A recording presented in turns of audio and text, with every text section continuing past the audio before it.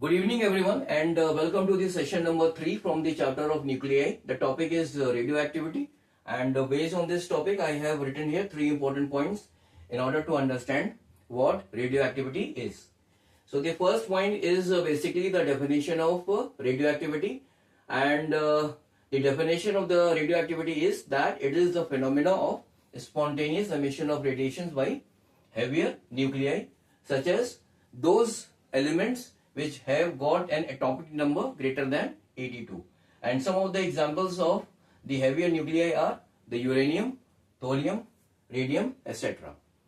Now the second point is that the radiations which are emitted by these heavier nuclei are either alpha particles, beta particles and the gamma radiations. Now alpha particles are the positively charged particles which have got a charge which is equal to plus 2e and the mass is equal to 4 times of mp. Now here mp is what? This is the mass of the proton. Beta particles are the negatively charged particle which are having the charge and the rest mass equal to that of an electron, and the gamma rays are the electromagnetic radiations of extremely short wavelengths.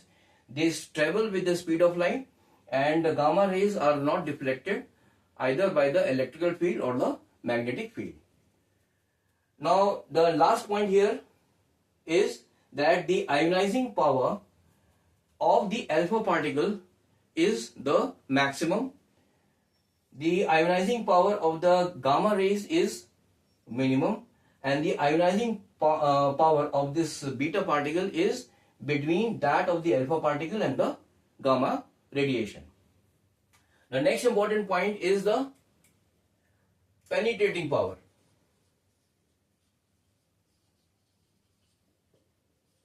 Now the penetrating power of the gamma ray is the maximum and the penetrating power of the alpha particle,